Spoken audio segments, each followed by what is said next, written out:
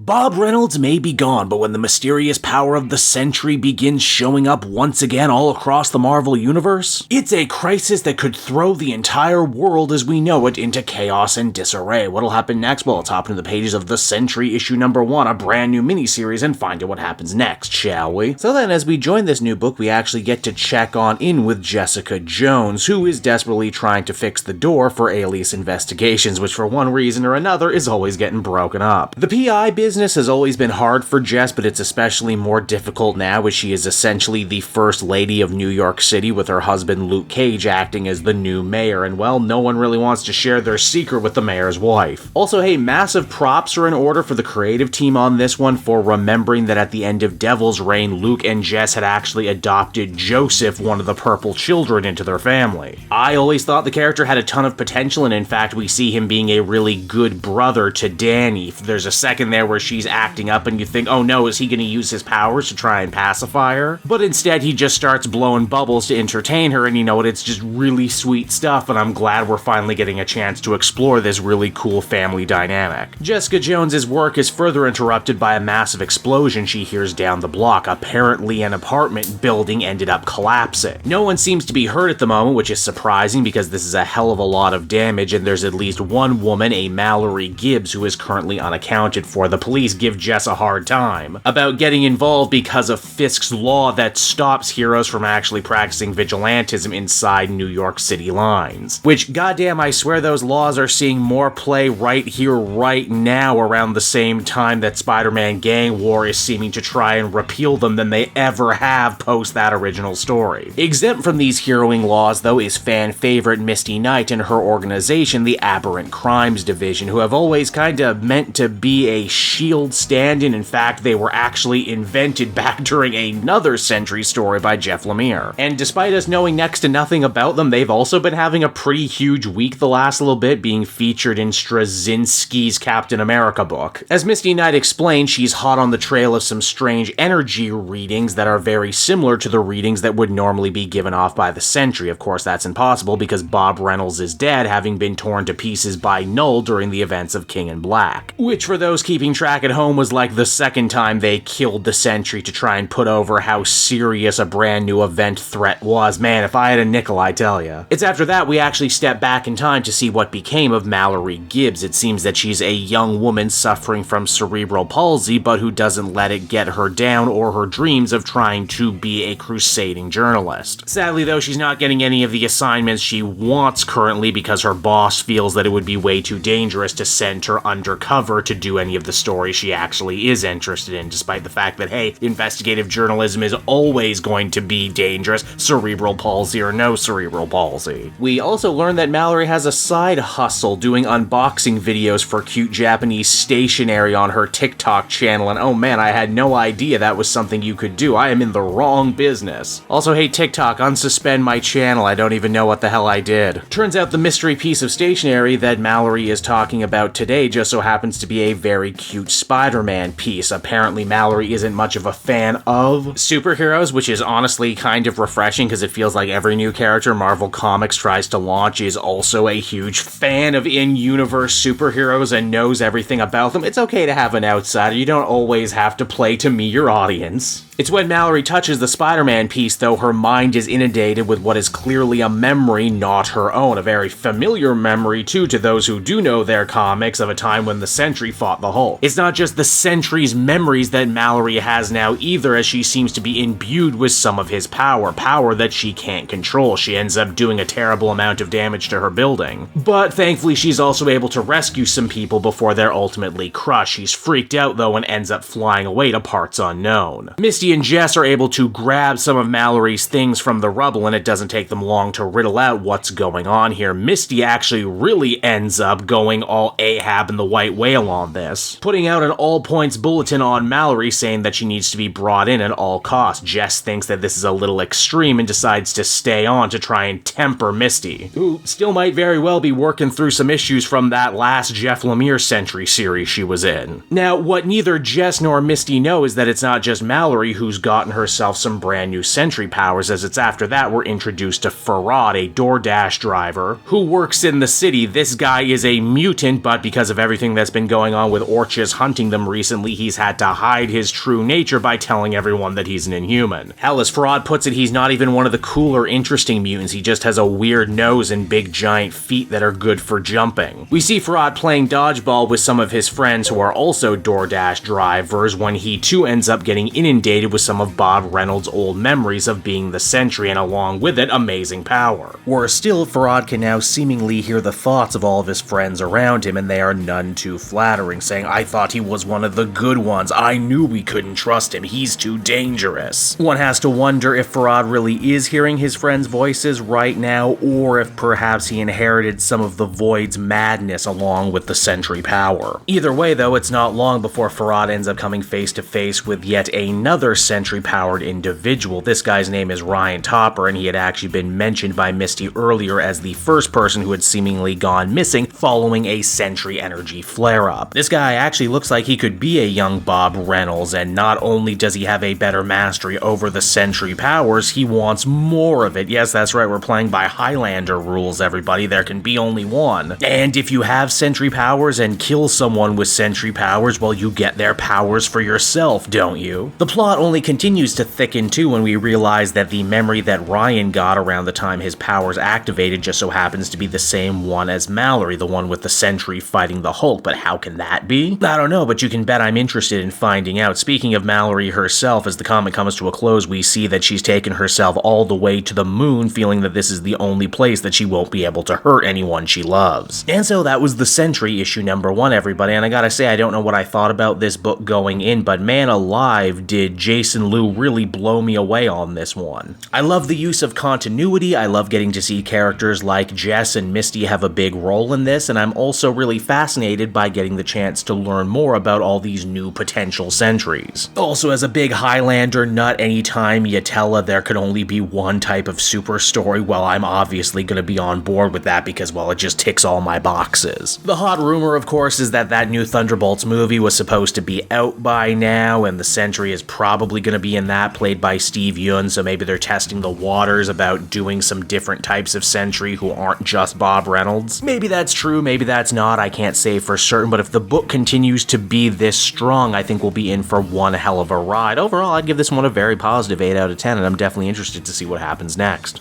Hey there everyone, it's your old pal Cape Joel again, thanking you so much for watching to the end of the video. I hope you enjoyed it, and if you did, why not check out my Amazon link down in the description. Yes, that's right, the Cape Joel channel officially has its own Amazon storefront now. You can pick up a comic or anything else for that matter, and if you did, you'd really be helping me in the channel. So with that out of the way everyone, I will see you again next time. Bye-bye.